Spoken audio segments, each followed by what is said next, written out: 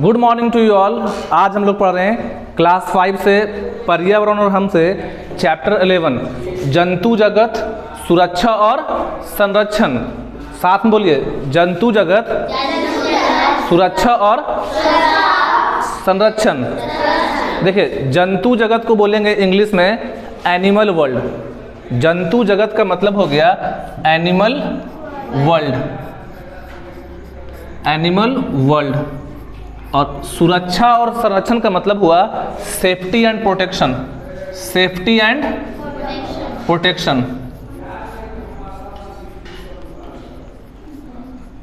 देखिए, इस चैप्टर में हम लोग पढ़ने क्या वाले हैं, बेसिकली इसमें हम लोग क्या पढ़ेंगे, पहले एक कहानी पढ़ेंगे। क्या पढ़ेंगे? एक कहानी, ठीक है। कहानी सुनिएगा आप लोग, ठीक है। उसके बाद पढ़ेंगे बबली ने पाला तोता। एक लड़की के बारे में पढ़ेंगे जिसका नाम बबली है, जो कि तोता पालती है। ये मेरा चैप्टर का सेकंड पार्ट है।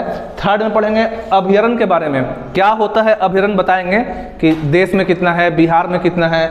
उसके बाद फिर लास्ट में एक और कहानी पढ़ेंगे, अमृता की कहानी। तो पहला हम लोग हेडिंग क्लियर कर लेते हैं, जंतु जगत सुरक्षा और संरक्षण। यहाँ क्या है कि आप जंतुओं के बारे में पढ़ेंगे कि हमारे गांव में भी, हमारे आसपास भी बहुत से जीव जंतु पाए जाते हैं। ये कौन से जंतु हैं? पालतू हैं, डोमेस्टिकेटेड एनिमल हैं, पेट एनिमल हैं। लेकिन बहुत से जानवर कहाँ मिलते हैं? जंगल में। कहाँ मिलते हैं? जंगल में। तो क्या जंगली जानवर का शिकार करना चाहिए? उनको मारना चाहिए? बोलिए जोर से। तो कैसे जंगली जानवरों को हम लोग सुरक्षा दे सकते हैं, उसी के बारे में पढ़ेंगे इस चैप्टर में। स्टार्ट करते हैं कहानी के साथ। आप लोग गौतम बुद्ध के बारे में सुने हैं? तो गौतम बुद्ध का बचपन का नाम क्या था? सिद्धार्थ। क्या था? देखिए, गौतम बुद्ध के बचपन का नाम क्या है? बोलिए। सिद्धार्थ। क्या है? सिद्धार्थ का मतलब पता क्या होता है? सिद्धार्थ का मतलब होता है वह जिसने अपने सभी इच्छाओं को पूरा किया। मतलब समझोगे? इस कहानी में आएगा नाम गौतम बुद्ध का, जिनका सिद्धार्थ नाम है। जैसे स्टार्ट करेंगे किताब से, तो किताब में लिखा रहेगा सिद्धार्थ, लेकिन सिद्धार्थ बोलते किसको हैं? गौतम बुद्ध के बचपन का नाम क्या है? और सिद्धार्थ नाम का मतलब होता है जिसने अपनी सभी इच्छाओं को पूरा किया। इच्छा मतलब मन की, उसके मन में जो भी है वो पूरा कर लें। तो गौतम बुद्ध के जो पापा है ना, फादर है ना, वो राजा थे। क्या थे? जिनका नाम था शुद्धोधन। क्या था? थोड़ा हम लोग और चलते हैं पीछे, मतलब जो किताब में लिखा है उससे पीछे का आपको बताते हैं। तो गौतम बुद्ध के बचपन का नाम सिद्धार्थ है। यह नाम उनके पिता राजा शुद्धोधन ने रखा था। फिर पढ़ा के आपसे पूछेंगे भी, जैसे आपका भी नाम है, जैस्मिन है, अनुराधा है, लौकुश है, तो आप लोग का नाम दादा रखे होंगे, या तो आपके पापा रखे हैं या मम्मी रखी हैं। तो गौतम बुद्ध का नाम सिद्धार्थ, बचपन में नाम सिद्धार्थ था। जब ज्ञान की प्राप्ति हो जाएगी ना, पीपल के पेड़ के नीचे बैठते हैं, फिर ज्ञान की प्राप्ति होगी, तब नाम होगा गौतम बुद्ध। बचपन से नाम क्या था? सिद्धार्थ। सिद्धार्थ नाम का मतलब क्या हुआ? जो अपने सभी इच्छाओं को क्या कर ले? पूरा। तो इनका सिद्धार्थ नाम रखा कौन है? राजा शुद्धोधन। राजा के परिवार से हैं, राजा के बेटे हैं। गौतम बुद्ध कोई सन्यासी नहीं थे शुरू से। क्या थे? राजा के बेटे। इनके पिता का नाम क्या है? शुद्धोधन। क्या नाम है? बोलिए। देखिए, शुद्धोधन। गौतम बुद्ध के पिता का नाम क्या है? तो शुद्धोधन जो है अपने बेटे का नाम रखते हैं सिद्धार्थ। अब क्या होता है कि राजा के दरबार में, राज दरबार में महाराजा भाई राजा हैं, बड़े आदमी हैं, तो उनके यहाँ बहुत से पंडित होते हैं, ज्योतिषी होते हैं, जो बताते हैं हाथ की रेखा देख के। तो वो बोल दिए ना उनको, राजा को, कि आपका बेटा बड़ा होकर क्या बनेगा? सन्यासी। जो राज दरबार में पंडित हैं, क्या बोल दिए कि आपका बेटा क्या बनेगा? ये बात अच्छा नहीं लगा किसको? राजा को। वे नहीं चाहते थे कि उनका पुत्र फकीरों का जीवन जिए, इसलिए सिद्धार्थ की रहने की पूरी व्यवस्था की गई कि सिद्धार्थ जो है उसको अच्छे से महल में रखा जाए, उसको हर तरह का फैसिलिटी दिया गया, हर तरह का सुख सुविधा दिया गया, दुख की अनुभूति तक ना होने दिए, मतलब कि उसको किसी चीज़ का कमी होने नहीं दिए। लेकिन सिद्धार्थ जो थे बचपन से ही थे शांत और सरल स्वभाव के, मतलब बचपन से ही रहते थे दरबार में, राजा के दरबार में, लेकिन किसी बात का घमंड नहीं था, कोई उनको दिखावा नहीं था, एकदम शांत और सरल स्वभाव के थे। कौन? सिद्धार्थ। दया और करुणा तो उनके मन में कूट कूट कर भरी थी, मतलब सिद्धार्थ के अंदर दया और करुणा बहुत ज्यादा था। उसी के बारे में यहाँ आपके किताब में एक कहानी पढ़े, ये बैकग्राउंड बता दिए, ठीक है ना। अब एक कहानी पढ़ेंगे। तो आइए अब पढ़ते हैं अपने स्कूल बुक से स्टोरी। सिद्धार्थ बगीचे में रंग बिरंगे फूलों और पक्षियों को देखकर खुश हो रहा था, क्योंकि भगवान अभी नहीं बने हैं, अभी मतलब इनका नाम क्या है, सिद्धार्थ। ज्ञान की प्राप्ति होगी, नॉलेज हो जाएगा, तब क्या बोलेंगे इनको, गौतम बुद्ध। तो वो अपने बगीचे में, बगीचे बोलते हैं गार्डन को, अपने गार्डन में टहल रहे थे, रंग बिरंगे फूल को देख रहे थे, पक्षियों को देख रहे थे, खुश थे। कौन? साथ में बोलना आप लोग को। अचानक एक हंस उसके सामने आ गिरा। अचानक सिद्धार्थ के सामने एक हंस गिर गया। कौन गिरा? उसे एक तीर लगा था और उसके शरीर से खून बह रहा था। तो हंस के पीठ में क्या लगा था? तीर। और क्या निकल रहा था? खून। घायल हंस को सिद्धार्थ ने धीरे से उठा लिया। सिद्धार्थ जो है हंस को धीरे से क्या करते हैं? उठाते हैं और अपने गोद में ले लिए और सहला रहे हैं। अर्थ समझ में? सिद्धार्थ ने उसके शरीर से तीर निकाल दिया। सिद्धार्थ जो थे उनको दया आ गया, करुणा आ गया पक्षी पे। उसके सिर से क्या, उसके शरीर से क्या निकाल दिए? और उसके घाव को पानी से धोया, पानी से साफ किया। उसे अपने कपड़े को फाड़कर, जो अपना कपड़ा पहने थे, कपड़े को फाड़कर हंस को मरहम पट्टी किए। कौन इतना काम किया? सिद्धार्थ। उसी बीच इतना ही में उनका चचेरा भाई, समझते चचेरा भाई, पापा के भाई का बेटा, अंकल का बेटा, चचेरा भाई देवदत्त। क्या नाम था? देखिए एक और आया आदमी, देवदत्त। सिद्धार्थ के चचेरा भाई कौन है? देवदत्त। तीर धनुष लिए आधम का, आधम का मतलब कि वहां पहुंच गया। गौतम सिद्धार्थ देखते हैं कि उसके पीठ पे तीर धनुष टांगे हुए है। देवदत्त ने कहा तुम मेरे हंस को छोड़ दो। अब देवदत्त क्या बोल रहा है कि दो, मेरा हंस है, मेरा हंस है, यह हंस मुझे दे दो। कौन बोल रहा है? सिद्धार्थ बोल रहा है। देवदत्त, क्या पढ़ेंगे? देवदत्त। देखिए देवदत्त बोल रहा है कि हंस मेरा है, हम इसको मारे हैं, यह हंस मुझे दे दो, मैंने उसे तीर से गिराया है। अब यह कह रहा है कि हम इसको गिराए हैं तीर से।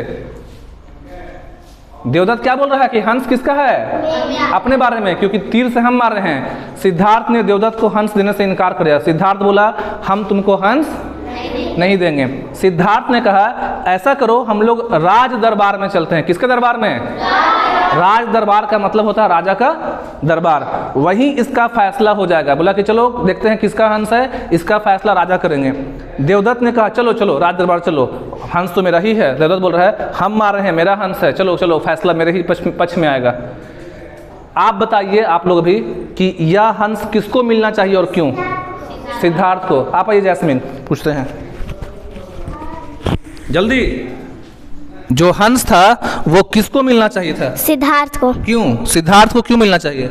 क्योंकि उसने उसके पेट से तीर निकाला और खून पोंछकर उसे मलहम पट्टी। बहुत बढ़िया, कि उसकी जान बचाई थी। तो ज्यादा अधिकार किसका, मारने वाले का कि बचाने वाले का?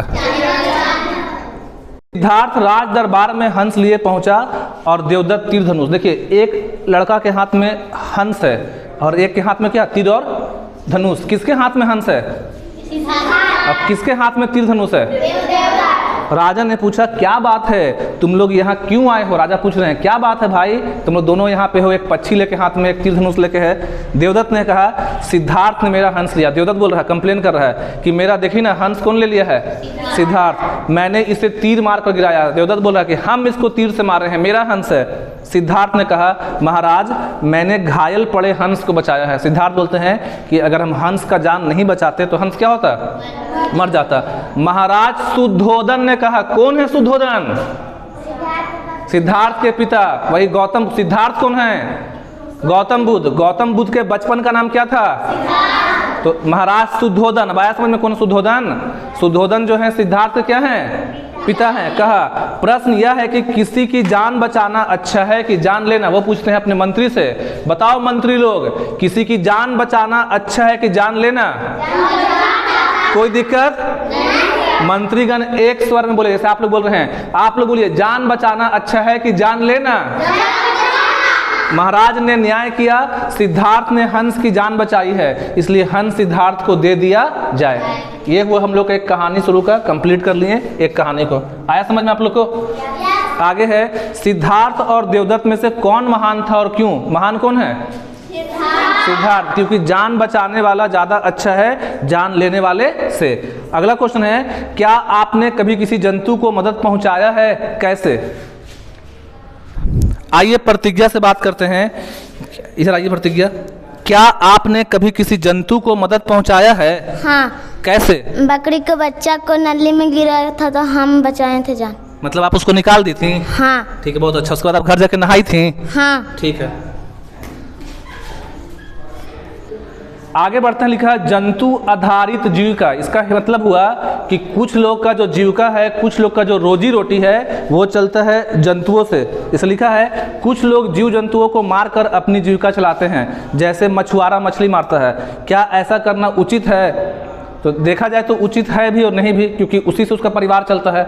अगर मछुआरा मछली नहीं मारेगा तो उसके जो घर के बच्चे हैं वो भूखे रहेंगे। ठीक है, और कहीं ना कहीं मछली मारना क्या है, गलत भी है, क्योंकि इंसान को चाहिए कि हम पेड़ पौधों को खाएं, क्योंकि प्रकृति में आपके इतने सारे पेड़ पौधे हैं, इतने सारे फल सब्जियां हैं, तो हम लोग उनको खा के भी जिंदा रह सकते हैं। केवल इंसान जीभ के स्वाद के लिए, ये जो जीभ है इसको अच्छा लगने के लिए किसको खाता है? पक्षी को, जानवरों को। अगला, सपेरा अपनी जीविका चलाने के लिए क्या करता है? तो सपेरा बोलते हैं जो सांप को खेल दिखाते हैं। तो सपेरा अपनी जीविका चलाने के लिए सांप को पकड़ के उसका क्या करता है? लोगों को दिखाता है खेल तमाशा। तो क्या सही है? नहीं। क्यों सही नहीं है? क्योंकि सांप जो है उसका भी अपना जिंदगी है। दूसरी बात कि सांप जो है छोटे मोटे कीड़े मकोड़े को और मेढक को खाते हैं।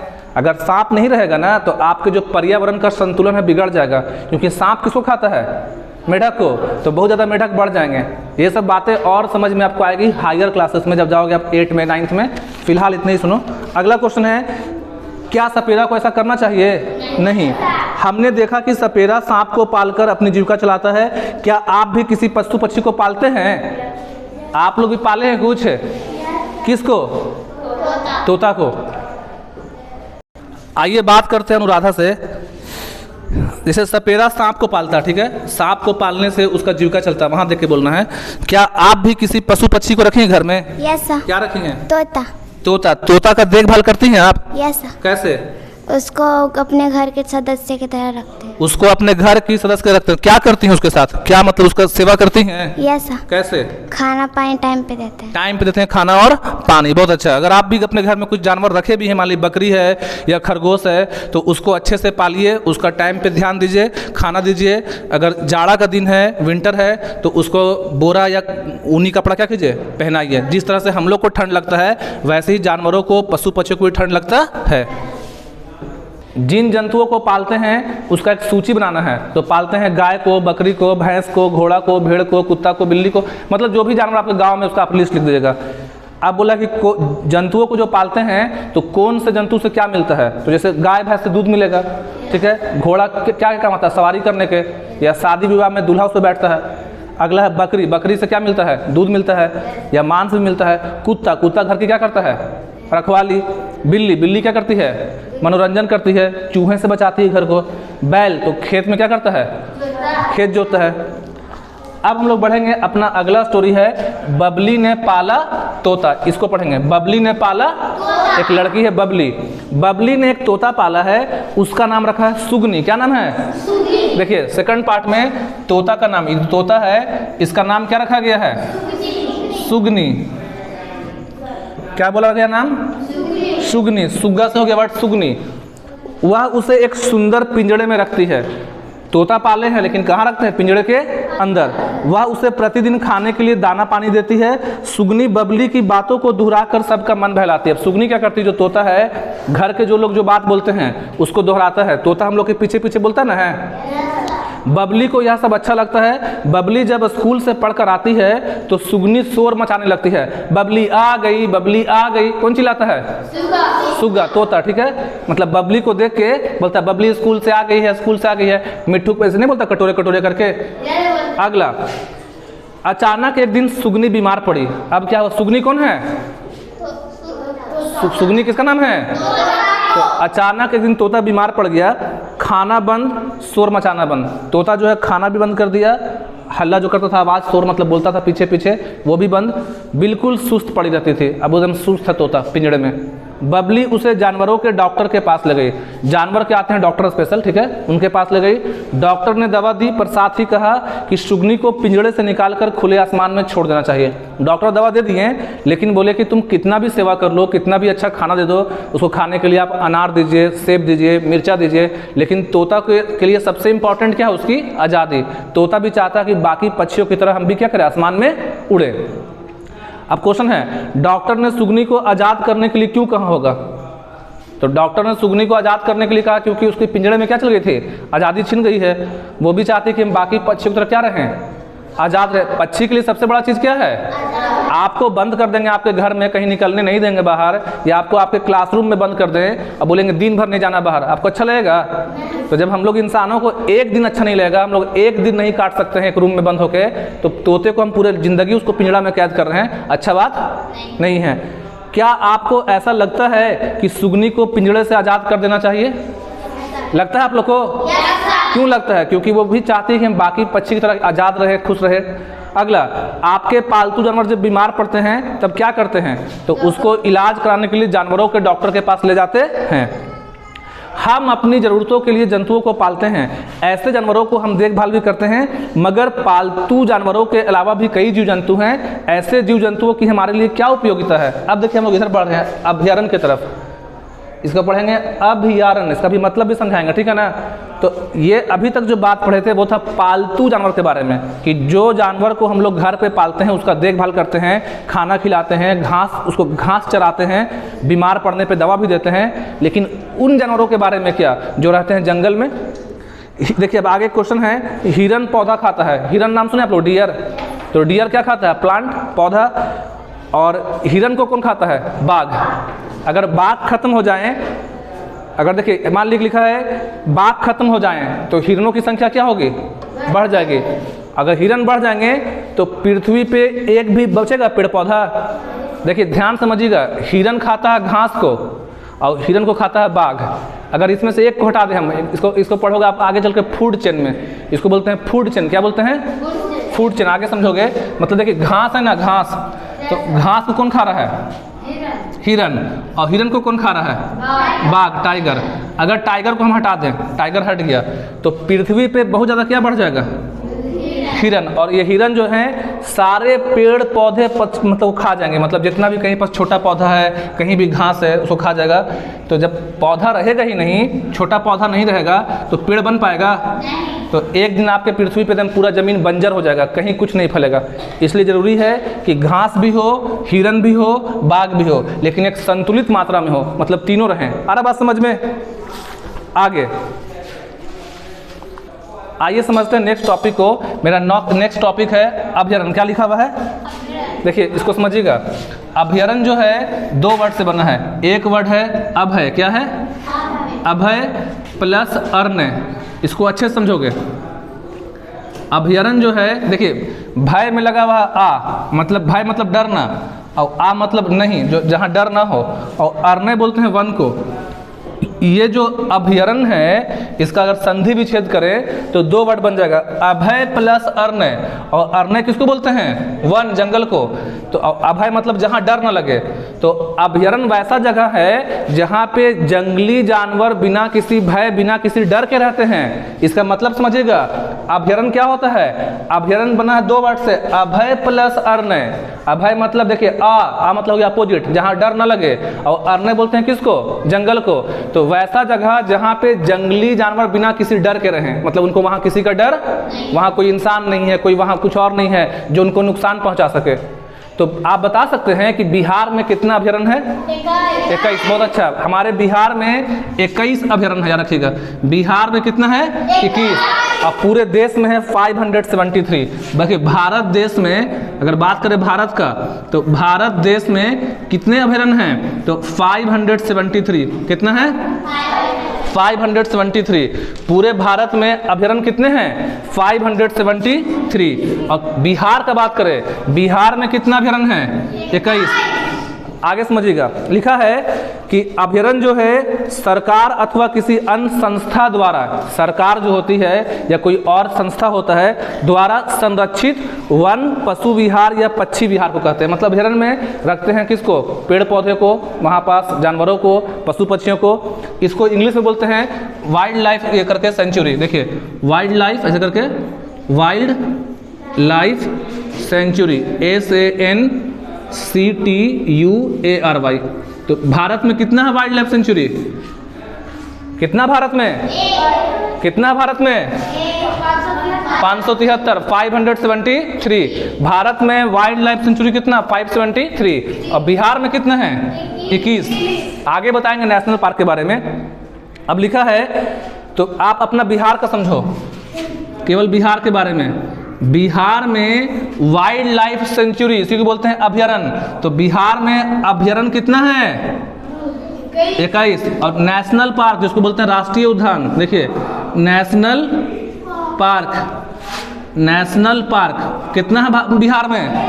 1, जिसका नाम है वाल्मीकि। क्या नाम है? आगे और पढ़ाएंगे। देखिए अब लिखा है जानवरों की सुरक्षा क्यों करनी चाहिए? तो अपने अस्तित्व को बनाए रखने के लिए। अस्तित्व का मतलब होता है कि अपने आप को बचाए रखने के लिए, अपने अस्तित्व को बनाए रखने के लिए। अगर जानवर नहीं होंगे ना तो हम लोग भी नहीं होंगे। याद रखना कि अगर जानवर हैं तभी हम हैं। तो क्वेश्चन बुक में है जानवरों की सुरक्षा क्यों करनी चाहिए? तो अपने अस्तित्व को, अगर हम चाहते हैं कि हम इंसान धरती पर रहें, तो अगर हम लोग को रहना है तो जानवरों को भी रहना होगा। अगला, और पर्यावरण के संतुलन को बनाए रखने के लिए जानवरों की सुरक्षा करनी चाहिए। जानवरों की सुरक्षा कैसे करनी चाहिए? कैसे करेंगे? तो हम जानवरों का शिकार नहीं करेंगे। हर बात समझ में? वन, और यही देखिए ये सब जो बनाया गया है, अभयारण्य है, राष्ट्रीय पार्क है। अगर आपसे कोई पूछ दे कि सरकार क्या कर रही है जानवरों को बचाने के लिए, तो जानवरों को बचाने के लिए सरकार क्या बनाई है? अभयारण्य। क्या बनाई है? National park. इसका हिंदी हो जाएगा राष्ट्रीय उद्यान। क्या होता है हिंदी? साथ देखिए नेशनल का हिंदी हो जाएगा राष्ट्रीय, नेशनल का हिंदी क्या हो गया? अब पार्क का हो जाएगा उद्यान। तो पूरे देश में 106 है, याद रखना। पूरे देश में नेशनल पार्क कितना है? 5 में। एकदम बच्चा नहीं तुम लोग हो, अगर दिमाग में चल रहा कि हम बच्चा हैं एकदम, तो नहीं हो। इतना याद होना चाहिए, पूरे भारत में नेशनल पार्क कितना है? लेकिन बिहार में नेशनल पार्क कितना? केवल 1। देखिए यहाँ लिख देते हैं बिहार, इन बिहार ऐसे करके, इन बिहार। तो बिहार राज्य में नेशनल पार्क कितना है? 1। नाम उसका वाल्मीकि। क्या नाम है? देखिए बिहार में जो नेशनल पार्क है उसका नाम क्या है? बोलिए। वाल्मीकि। पूरा बोलेंगे वाल्मीकि राष्ट्रीय उद्यान, जो बनाया गया था 1989 में। कब बना था? 1989। कुछ बात आपको याद करना है, मेरा काम है पूरा पढ़ाना। आप इसमें से जितना सीख रहे हो उतना आप सीखिए। अगर आपसे पूछेंगे बिहार में कितना अभयारण्य है, बोलिए कितना है? 21। बिहार में। पूरे देश में कितना है? देखिए दोनों अलग अलग बात है। अभयारण्य में भी देखिए, अभयारण्य में भी जानवरों को रखते हैं सुरक्षित और रखते हैं नेशनल पार्क में भी। लेकिन नेशनल पार्क में नियम ज़्यादा होता है। यहाँ आप जा सकते हैं घूमने के लिए, लेकिन यहाँ घूमने का आज़ादी नहीं है। मतलब दोनों में अंतर क्या है? तो अभयारण्य जो है ना, वहाँ थोड़ा सा मतलब छूट होता है कि जा सकते हैं आप घूमने के लिए, टूरिस्ट जा सकते हैं। लेकिन नेशनल पार्क में कोई जाता नहीं है। यहाँ का नियम बहुत कठोर होता है। यहाँ पौधों को, जानवरों को, पक्षियों को, सबको पालते हैं। आ रहा बात समझ में कि नहीं आ रहा यहाँ पास? और सुन लीजिए इसमें, यहाँ पे समझ में आया आप लोग को दोनों में अंतर कि नहीं आया? बोलिए। जो वन जीव अभयारण्य है ना, यहाँ पे देखिए वन जीव अभयारण्य, ये विशेष रूप से केवल जानवरों के लिए है। मतलब यहाँ पे अभयारण्य में ज़्यादा ध्यान किस पे देते हैं? और राष्ट्रीय उद्यान में देते हैं जानवर को भी, पौधे को भी। कहाँ पे नियम ज़्यादा है? ज़्यादा नियम किस में है? अभयारण्य में कि नेशनल पार्क में? पूरे भारत में नेशनल पार्क कितना है? 106। बिहार में नेशनल पार्क कितना है? बिहार में कितना? केवल 1। नाम है वाल्मीकि। एक चीज याद कर लो, बिहार में नेशनल पार्क, हिंदी हो जाएगा राष्ट्रीय उद्यान। तो बिहार में राष्ट्रीय उद्यान कितना है? नाम क्या उसका है? वाल्मीकि। क्या नाम है? बोलिए। वाल्मीकि। क्या नाम है? कोई दिक्कत? कहाँ पे है वाल्मीकि? तो बोलिएगा आपका है पश्चिम चंपारण। पढ़े आप इसके बारे में? बिहार में है 38 जिला, तो उसमें से एक जिला है पश्चिम चंपारण। तो बिहार के पश्चिम चंपारण में मात्र एक बिहार का नेशनल पार्क है। बार बार रिपीट करें, इंपॉर्टेंट है। बिहार में नेशनल पार्क कितना है? एक। कहाँ है? कौन जिला में? पश्चिम चंपारण। नाम क्या उसका है? वाल्मीकि। साथ साथ बोलिए, नाम क्या है?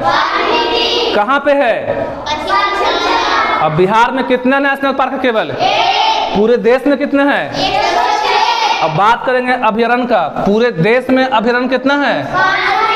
573। लेकिन बिहार में कितना केवल? कोई दिक्कत? तो आगे लिखा ना है, जंगली जानवरों की सुरक्षा के लिए कई जंगलों के विशेष हिस्सों को सरकार ने लोगों के दखल से बचाया है। देखिए बोल रहा है कि जंगली जानवर को बचाने के लिए सरकार क्या कर रही है? जंगल के हिस्से को सरकार अपने प्रोटेक्शन में रखती है और उन्हें क्या कहते हैं? अभयारण्य। किताब में आपको दिया हुआ किताब में कि अभयारण्य किसे कहते हैं। ऐसे अभयारण्य बिहार में पश्चिम चंपारण तथा बेगूसराय में है। देखिए किताब में आपको लिखा हुआ है कि बिहार में कहीं 2 लिखा है, तो क्या बिहार में केवल 2 ही हैं? बिहार में अभयारण्य कितना? साथ में सब लोग बोलिए, बिहार में कितना अभयारण्य है? 21 है। अभयारण्य में क्या होता है? तो जंगल के एक विशेष हिस्से को सुरक्षित करते हैं ताकि वहां पे जानवरों को बचा सकें। तो एग्जाम्पल दिया आपका पश्चिम चंपारण। तो पश्चिम चंपारण में जो है वहां पे वाल्मीकि है। तो अभी आप बोलिए कि सर आप बताए थे वाल्मीकि तो राष्ट्रीय उद्यान है, तो वाल्मीकि राष्ट्रीय उद्यान भी है और वाल्मीकि एक अभयारण्य भी है। 2 वहां पे है, एक वाल्मीकि राष्ट्रीय उद्यान के नाम से है, एक वाल्मीकि अभयारण्य है। कोई दिक्कत? और बेगूसराय में जो है उसका नाम है कांवर झील। क्या नाम है? कांवर झील। देखिए समझ लीजिएगा, बेगूसराय में क्या है? तो कांवर झील पक्षी के लिए है, कांवर झील। बेगूसराय में क्या है? कांवर झील। किसके लिए है? पक्षी के लिए। इसको बनाया गया था 1987 में। 1987 में सरकार जो है बनाया था कांवर झील। क्या बनाया था? ये किसके लिए? पशु के लिए कि पक्षी के लिए है? पक्षी। किसके लिए है? पक्षी के लिए। कब किया था? 1987 में।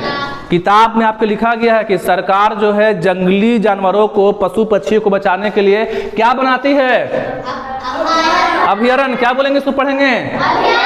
तो पूरे देश में कितना अभयारण्य है? भारत में 573। कितना है? देख के पढ़ो, कितना है? 500। अब बिहार में कितना है? अब जो बेगूसराय में है उसका नाम क्या है? कांवर झील। वहां पे किसको पालते हैं? पक्षी को। देखो हम एक्स्ट्रा लिख दिए हैं, आप याद कीजिए या मत कीजिए, ये आपका मर्जी। मेरा काम है बता देना यहाँ पास, जैसे याद कर लोगे तो अच्छा बात है। और कांवर झील कब बनाया गया? 1987 में। मतलब ऐसे अभी चल रहा है 2024, तो कांवर झील कब बनाया गया? 1987 में। आपको इतना जरूर होना चाहिए याद कि पूरे भारत में अभयारण्य कितना है? भारत में 500। बिहार में कितना अभयारण्य है? अब बात करेंगे नेशनल पार्क का, जिसका हिंदी होता है राष्ट्रीय उद्यान। तो पूरे देश में राष्ट्रीय उद्यान कितना है? 106। अब बिहार में कितना केवल? एक। नाम क्या है? वाल्मीकि। क्या नाम है? वाल्मीकि। आगे अब देखिए गया में भी है अभयारण्य। जो गया में है उसका नाम है आपका गौतम बुद्ध। ठीक है। उसके अलावा आपका पटना में भी है जिसका नाम है आपका संजय गांधी जैविक उद्यान। आ रहा बात समझ में? आगे है, जंगल में तरह तरह के जीव जंतु पाए जाते हैं जो भोजन या आवास आदि के लिए एक दूसरे पर निर्भर हैं। बोला जा रहा है कि जंगल में तरह तरह के जीव जंतु हैं। मतलब जंगल के अंदर बहुत तरह के जीव जंतु हैं जो भोजन के लिए, मतलब खाने के लिए या आवास के लिए एक दूसरे पर निर्भर है। जैसे ही बताए थे हिरन के बारे में। हिरन क्या खाती है? घास। और हिरन को कौन खाता है? बाघ। ठीक है। बाघ को भी कोई बड़ा जानवर खा सकता है। तो इसके बाद लिखा है, जंगल जैसे जैसे खत्म होते जा रहे हैं वैसे वैसे वहाँ के जीव जंतु भी कम होते जा रहे हैं। अगर जंगल को खत्म करेंगे, जंगल को नुकसान पहुँचाएंगे तो वहाँ रहने वाले जीव जंतु भी क्या हो जाएंगे? कम हो जाएंगे। कई जीव जंतु जो कभी हमारे जंगलों में पाए जाते थे आज नहीं हैं या उनकी संख्या बहुत कम हो चुकी है। समझिएगा, बहुत से ऐसे जीव हैं जो पहले ज़माने में मिलते थे लेकिन अब क्या हो गए हैं? खत्म। जैसे में लिखा तेंदुआ। क्या बोल रहा है? जिसको बोलते हैं लेपर्ड। यार रखना, तेंदुआ को बोलते हैं लेपर्ड। LEOPARD। लेपर्ड मतलब क्या हो गया? तेंदुआ। और एक बोला जा रहा है गुलाबी सिर वाला बत्तख। बत्तख था, उसका सिर कैसा था? जो बोलते हैं पिंक हेडेड डक।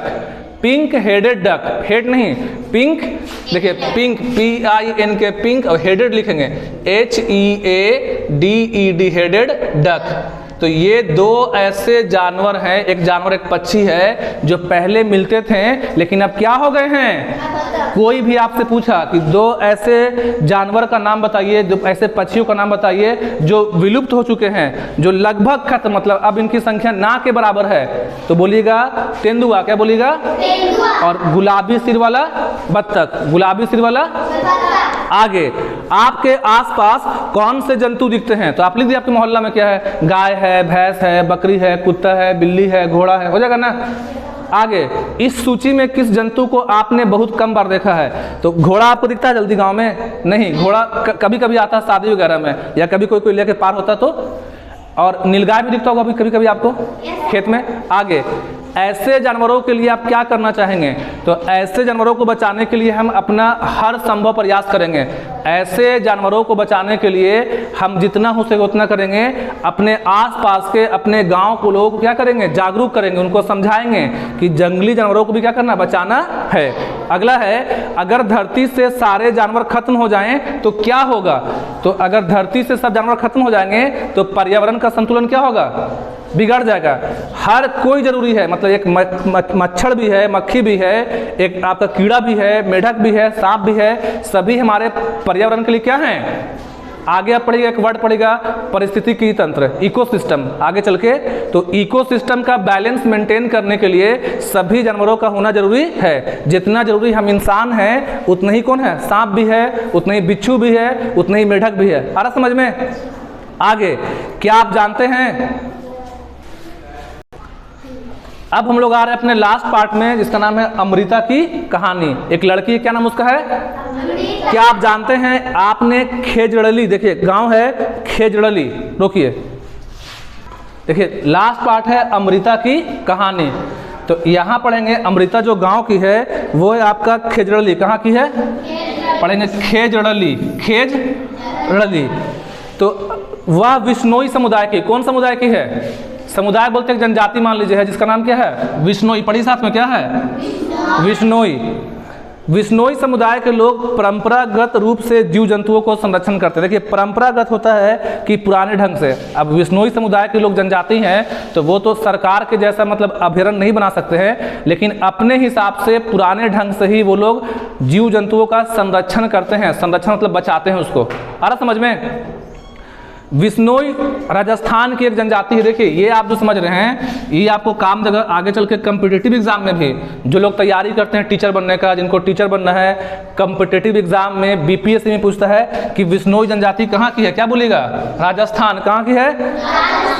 पूछेगा विश्नोई कहाँ की जनजाति है? राजस्थान। विश्नोई का अर्थ होता है 29। देखिए इसका अर्थ होता है कितना? 29। याद रखिएगा, आपसे पूछेंगे बाद में। विश्नोई का अर्थ क्या होता है? कहाँ की जनजाति है? उनके गुरु जंभा जी, देखिए इनके गुरु हैं, विश्नोई लोग के जो गुरु हैं, इनके गुरु का नाम है, इनके देखिए गुरु कौन है? गुरु, गुरु मतलब टीचर, गुरु मतलब नाम है जंभा जी। क्या नाम है? जंभा जी। बोलिए साथ में। तो इनके जो गुरु हैं जंभा जी के कहे अनुसार विश्नोई लोगों ने 29 बातों को अपनाया। इनके गुरु बोले थे कि तुम लोग को अपने जिंदगी में 29 बात को अमल करना है, उस पर चलना है, उसको फॉलो करना है, जिसमें जीव जंतुओं की देखभाल करना।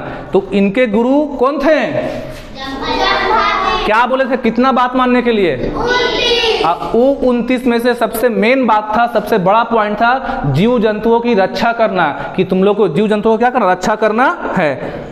वे प्रकृति प्रेमी होते हैं। ये लोग जो होते हैं विश्नोई लोग, प्रकृति से, अपने आसपास से, पेड़ पौधों से, जंतुओं से प्यार करते हैं, उनका देखभाल करते हैं। वन तथा वन प्राणियों की रक्षा करते हैं। वन मतलब जंगल, और वन प्राणी मतलब कि जंगल में रहने वाले जानवरों की रक्षा करते हैं। यहाँ तक कि उनके बचाने के लिए, उनको बचाने के लिए अपनी जान तक दे सकते हैं। कौन लोग? विश्नोई। ये जलावन के लिए हरे भरे पेड़ों को काट कर इस्तेमाल नहीं करते हैं। इनको अगर खाना बनाना है, जलावन जलाना है, लकड़ी चाहिए तो हरा पेड़ नहीं काटते हैं। जो सूखा पेड़ होता है, सूखी घास होती है, उसी का इस्तेमाल करते हैं। इनके इलाकों में कई जानवर जैसे चिंकारा, जिसको चिंकारा बोलते हैं, हिरन को जिसके शरीर पे धारी होता है, धारीदार, चिंकारा, सांभर तथा काले साड़ आज़ादी से घूमते हैं। मतलब वहाँ पे कोई रोक टोक नहीं है। विष्णोई लोग जंतुओं का ना शिकार करते हैं और ना करने देते हैं। विष्णोई लोग जंतु प्रेमी होते हैं, ना तो शिकार करते हैं ना किसी को करने देते हैं। यहाँ पे हमारा चैप्टर क्या हुआ, खत्म हुआ। That's all, thank you.